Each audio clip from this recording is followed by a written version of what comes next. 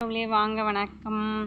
கடலக்கா பிடுங்குற உறவுகளே, இன்றைக்கி கடலக்கா பிடுங்கிட்டு காட்டிலேருந்து 7 மணிக்கு தான் வந்த ஆளுங்கள்லாம் அளந்து அமுச்சுட்டு நான் வந்து இன்றைக்கி சமைக்கலை.